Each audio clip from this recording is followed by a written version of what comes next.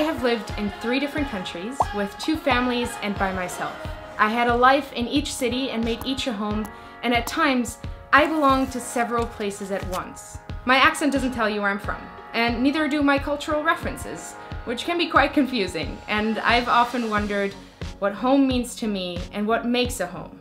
London, where I live now, earned the title practically overnight. I'm only 21, and this is the first place I don't share. It's a city I got to know by myself, and a life I'm sort of building from the ground up. And I've come to realize that I fall in and out of love with homes the way you fall in love with people. Chapter 1. Crush. I met London sort of by accident, once, as a tourist. I was on a school trip during my last year of high school, contemplating my options of where to go next, never even considering London.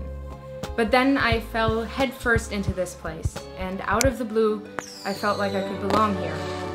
It's like going to a party you didn't necessarily plan on going to, and seeing someone across the room at a glance, and everything just stops for a moment.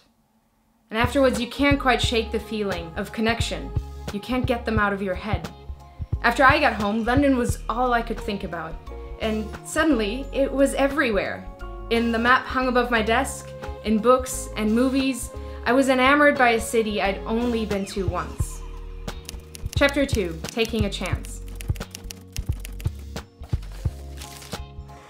I decided to move to London a couple months later, which felt like the only plausible next step and sort of like asking someone out.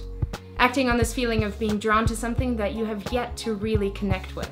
There comes a moment where you either act on your feelings or you let them be. Only that instead of putting all my eggs in one basket, I put all my things in a suitcase. And I made my move, literally. I decided to study here, a first step towards something potentially amazing. I've never been an impulsive kid, I'm very careful, but when it comes to love and the pursuit of happiness, I take the plunge, because some things are just worth the risk. Chapter 3. First Dates. The first few weeks of living here were like first dates. Living somewhere, really living, postcode and mailbox included, is experiencing a city in a whole new way. Getting to know the people, the streets, the sounds, the day-to-day life, everything felt new and exciting and had my eyes wide in awe.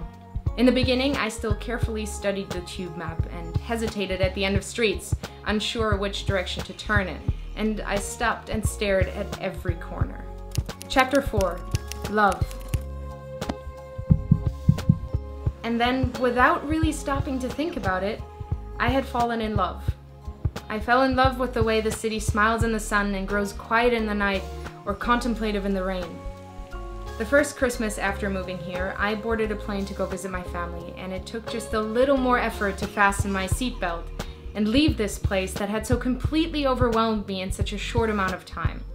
A place becomes your home when your mind calms down, when you reach a level of comfort that comes from the people that surround you, the language you use to express yourself, the cafe around the corner you pass by every morning on your way to uni, small talk with the pizza guy who you probably see too often, a very, very comfy bed, an accumulation of memories stuck to the wall with photos, or knowing the tube system by heart.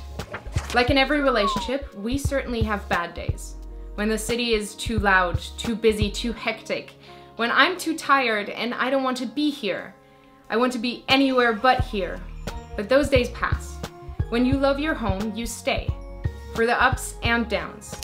Chapter 5. The Future. With London, I seem to have found my match. I feel more at home than ever before.